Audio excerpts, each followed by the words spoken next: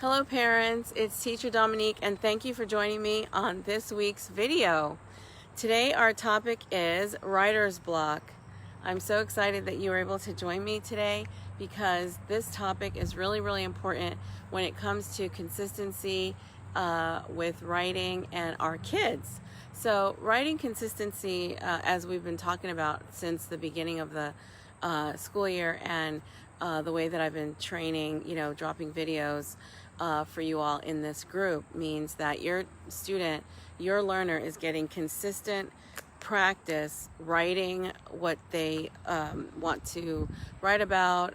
They're getting a lot of practice with the mechanics of writing, the types of writing genres, and they're getting feedback either from you or me if we're working together. And so writing consistency is super important. Now, although writing consistency is what we want, sometimes our kids, can tell us that they don't know what to write about. They're stuck. They don't have anything to write about. They can't think of anything to write about. They don't want to write altogether. So there can be a number of reasons why our kids are unable to carry out what we are looking for, and that is expressing themselves as communicators on paper.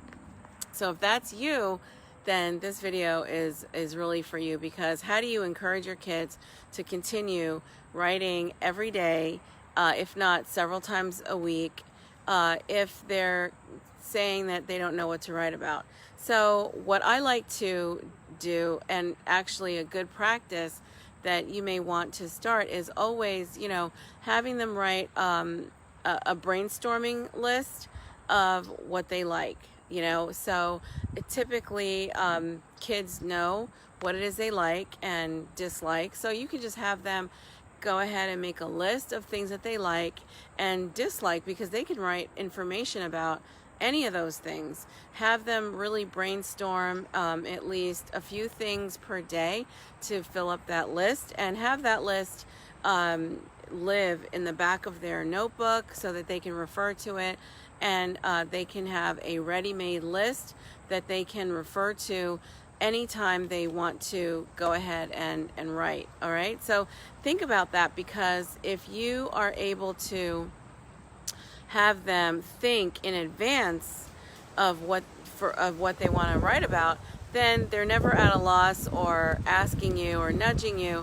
Also, another thing you can do is take a jar, and they can just write on little pieces of paper that you might cut out, just kind of, cut with scissors, and then they can write little topics or things that they think about, dreams or wishes, anything at all. Put it in a jar or a cup, and those can also be ways for them to get ideas to springboard their writing. So you'd be surprised if you just help them to brainstorm and then itemize on the back of their notebook or inside of a cup. You'd be surprised how quickly they'll add up.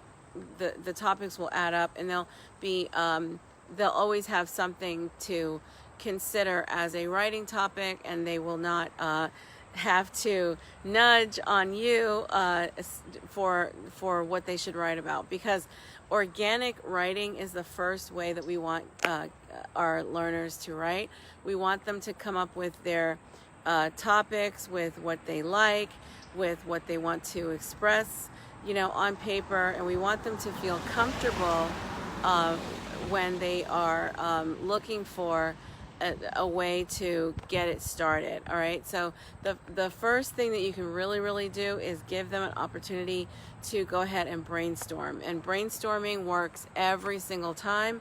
Brainstorming will allow them to really know that they can come up with ideas. It helps them to consider their own thoughts versus asking others.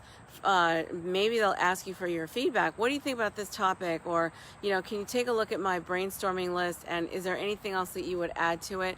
They can get support, but you definitely want them to try on their own to brainstorm topics that they want to write about first. And like I said, if you want them to not only write in the back of their notebook, but also list on pieces of paper and then add it to a cup, they can actually do that as well. They can go ahead and fill a cup with different topics that they might want to write about, and they can go ahead and they'll have plenty to pick from when it's time to write. So I'm so happy that you're able to catch this video and to help your kids when it comes to brainstorming and getting rid of writer's block. It happens all the time, and you have to just front load them with strategies on what to do. So I'm really glad that you're able to, watch the videos, and please say hello and drop questions, feedback about the videos in this group.